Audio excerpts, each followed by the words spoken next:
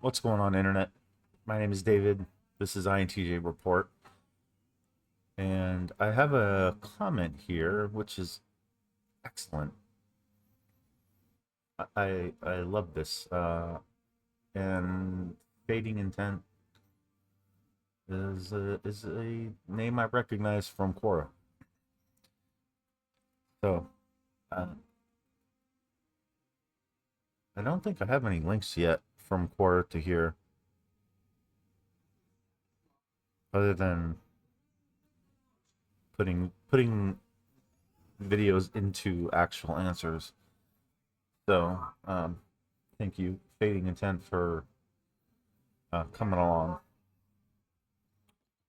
And they say, he, she, they, if you are bored, I have a task for you. I just had a chat with an ISFJ about visualization, vis, visualization.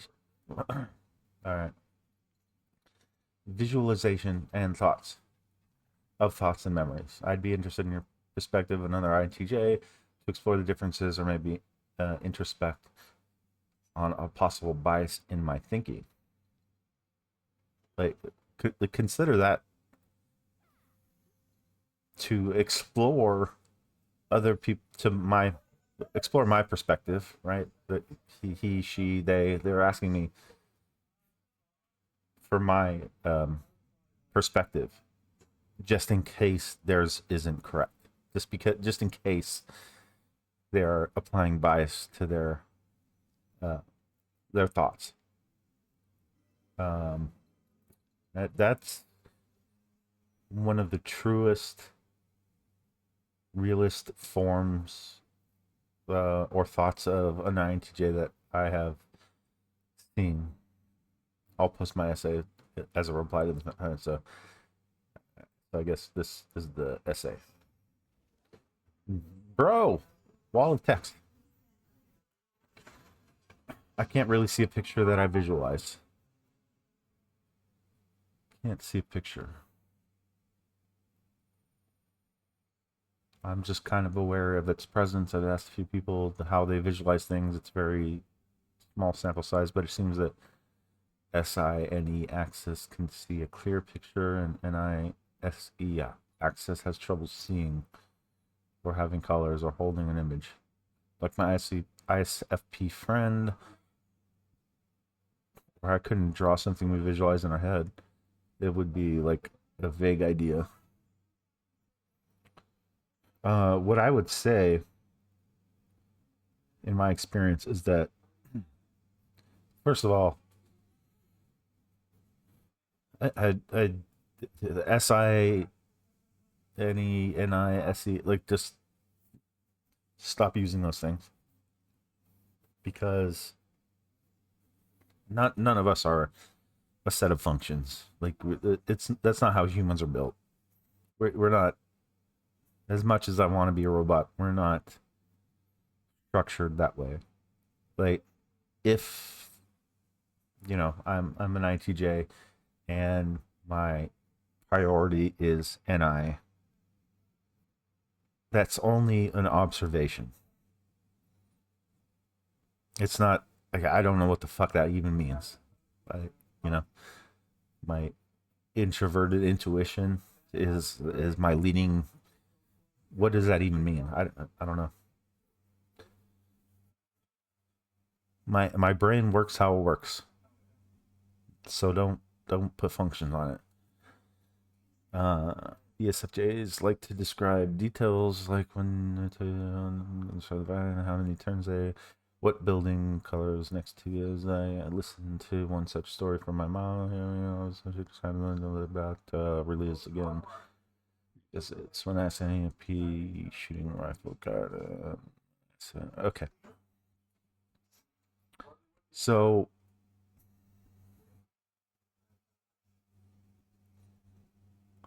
the details that you notice are what's important to you. When when an ESFP, ESFJ, ENFP describe things, when they recall, replay, revisit I, you know, pictures they've taken in their brain. They paid attention to things that mattered to them.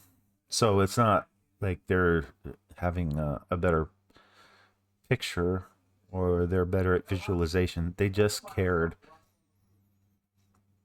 about details that frankly don't make any difference to, right, like the color of a building doesn't make it. See, I'm already wrong. Yeah, if you paint a building black, it's going to absorb more heat from the sun and it's going to wear out faster. So the color does matter to some extent, but like those details are so irrelevant um, in regards to function.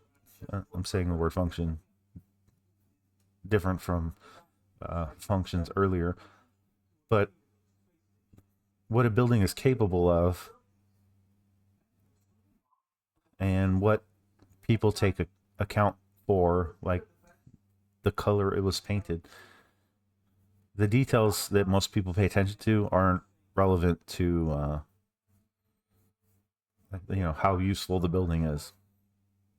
My memories don't work like that. I remember more in words than images. I only see the detail in my mind. What's parents don't end up matching the reality, but if I don't have enough evidence fragments, it can be hard for me to know what really happened or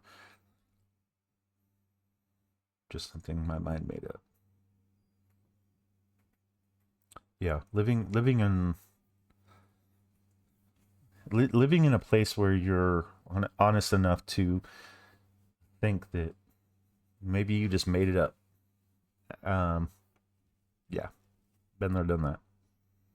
The more sense it makes, the more it feels like a true memory. Well, it's not like I make stuff up constantly. Usually I can recreate the stuff the way it happened, but there are those few times where I was quite off. Like, for example, Pullman Schools 20 years ago, I tried to remember it.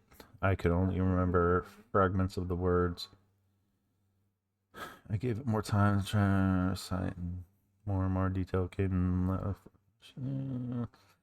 Yeah, in fact, I have a story or an example where it was a speech class about 20 years ago, and I wrote a eulogy for one of my classmates. Like, he died, and I wrote um a friendly note, and he was living, and later in life he contacted me and asked, "Hey, do you have that eulogy?" Because he actually appreciated it. He liked it. Can I tell you what it was? Not off the top of my head. I just know that I did it. I'm trying to remember him saying, "The kitchen, spider, almost a flash." I can't hold it in my head.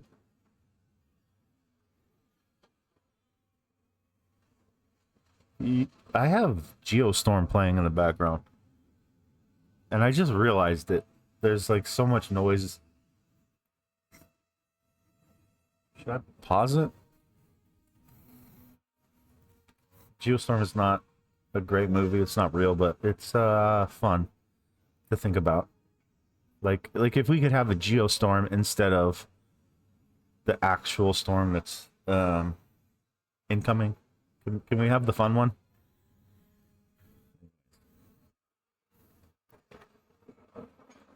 I can't hold it in my head more than a second. 6, 7 people. You can see that position on 4 of them. I would need to try to list them. Whether there were 6 or 7, and if I can't remember the 7th, I can't really tell if he was there or not. The space where my visualizations take place. It's hard to see or contain details. If I try to put a shirt with a specific color on a silhouette, I can kind of hold it. But when I try to imagine another detail like shoes, trousers, it becomes too much. The image falls apart. I need to redraw it. I reimagine, refocus on the shirt, on the shoes, or it fades. I can't see the complete picture because the details form in small part of the image in my where I put my conscious attention. So I see what you're going through, because and I would put it like this: I care about the truth. I care about facts. When I visualize things, if I don't have a particular detail that's factual, then I have to sort of invalidate the entire image. I think that's maybe what you're saying. If I could remember everything as accurately as it was in the moment, I can remember all of it perfectly.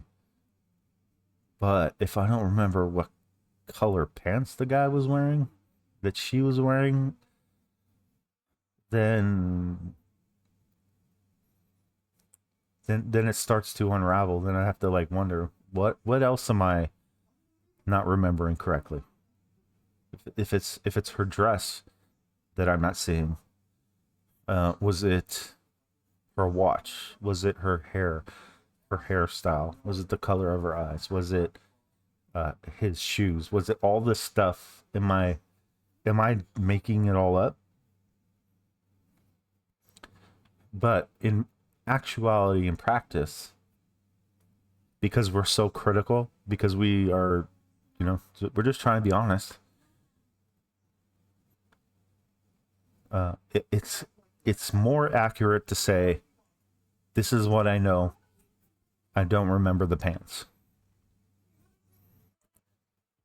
But because of the way our brains work, I don't remember the pants, so maybe I don't remember the shirt, maybe I don't remember the hat, maybe I don't remember the shoes, or the stance, the position, which direction they were facing, who they were looking at, what were they doing.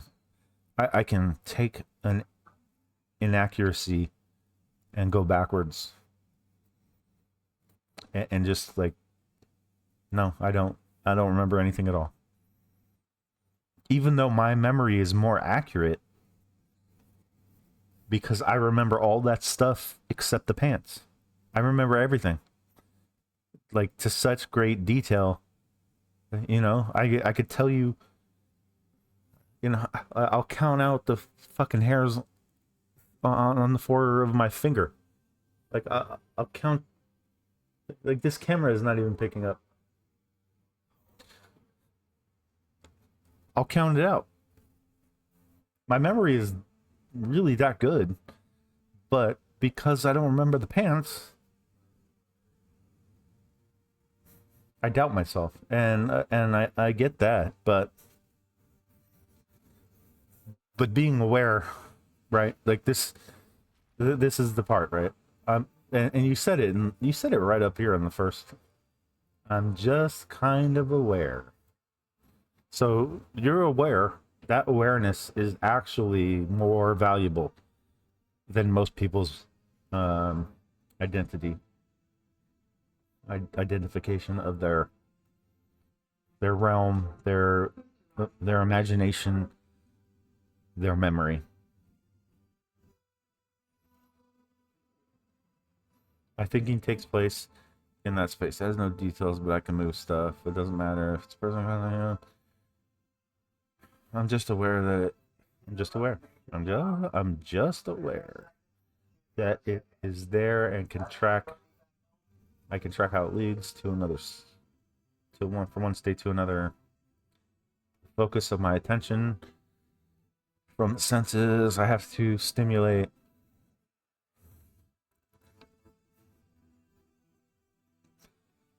More complex idea thing. I just had a brain fart or something. Behave. I focus on my vision on that place. I don't process from my eyes. My eyes says I have a blank stare. I would look into the distance at that time. Sometimes my brain is also stops processing words. I've had a few times where I simulated an algorithm in my head while programming, and a colleague touched my shoulder and said that he called me 3 times and I didn't react. I was not aware. I was too focused on tracking this data algorithm in this visual agent. Yeah, but yeah. Getting lost in the process. Yep.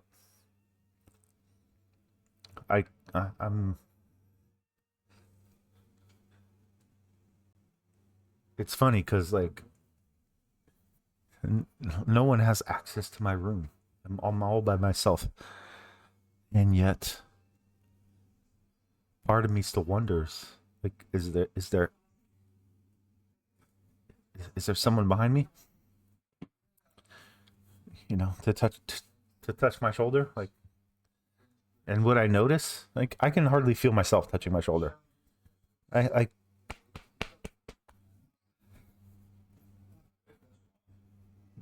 my body is not my body, my ears, my existence is so far removed from reality or from my reality. Like, it's like being a passenger or being a pilot, and I'm driving this thing, and if something happens to this thing, to this body, okay, cool. Like, I'll see it. Did I feel it? Maybe. I don't know. I've been hit by a car. Like, not figuratively, literally. I got hit by a car, and I thought I did more damage to the car and to the earth than the earth and the car did to me. Seriously. Um, I've got sort of a scar on my forehead, and I hurt my hand, which is no real evidence either way. I thought I did more damage to the earth. Is that is that crazy? To the asphalt, to the thing put down that has more traction than dirt. I thought I did more damage to that. I definitely did more damage to the car. Like, that is a measurable fact. But this was also 2003, 2004, somewhere around there. Like, again, another 20, 21 years ago. Can I visualize it? Yes. How the car made contact with my back leg, and my leg tore off the license, and I flipped up into the air, and I hit the roof of the car, and I bounced, and I hit the asphalt. It was uh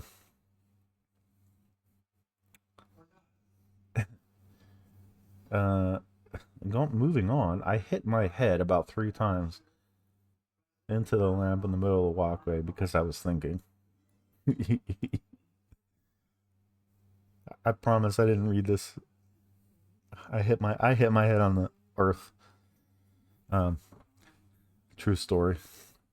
I hit my head about 3 times in the middle because sometimes I miss a bus stop while thinking about something in the bus. I can't process both the space in my head and switch. No, it's not like I need to do it all the time. Most of the stuff that needs attention doesn't need deep tracking. So it's not like I'm there during a conversation. It's a little bit of like micro sleep. You watch the environment, you get thought. All right, let me just finish. I would imagine that all introverts like think like that, maybe in different environments, like observing SIFI. Fuck the functions. Don't don't do that. My ISFP friend says that he can't imagine many times where he is not present, aware of the environment. So I like to ask people how they see and process stuff. It's interesting to observe how people differ. I had a chat with an INTJ and she seems similar in this way, but she doesn't think in words, and I do. It's like two processes the image with the words. The words are logical. I would almost call it TI. It's not concerned with mechanical. Maybe TI or TI stripped or TI purpose. Um,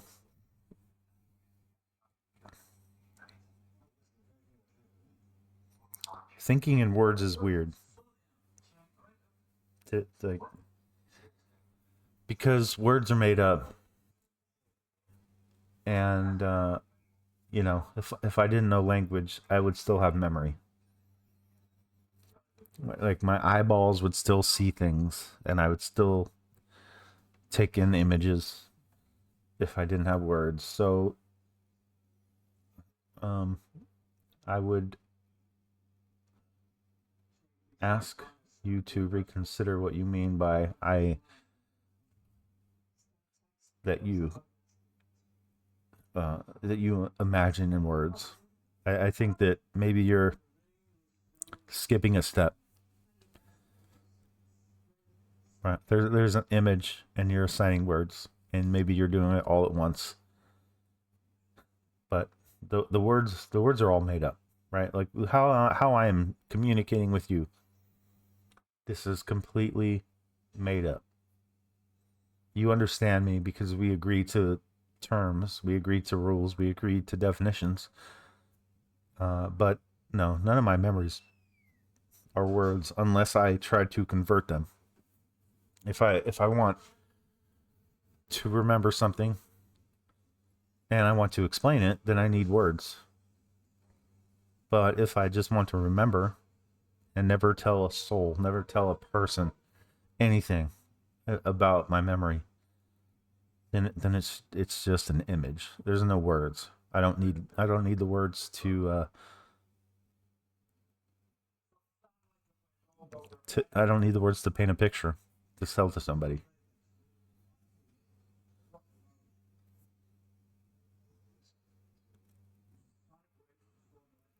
This is interesting. So you can't really see a picture that you visualize.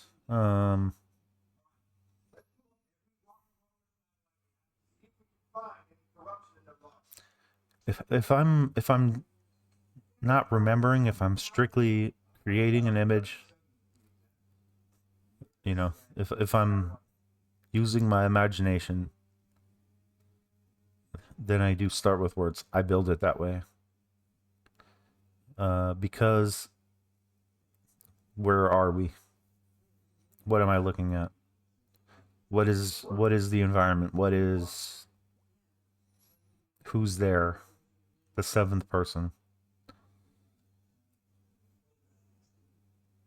Like if I have to build it from scratch or reverse engineer a memory, then I'm using words. So I get it from that perspective. But if it's a real memory, then it's just a picture that my eyeballs took. Well, that's a fun consideration. And thank you for asking.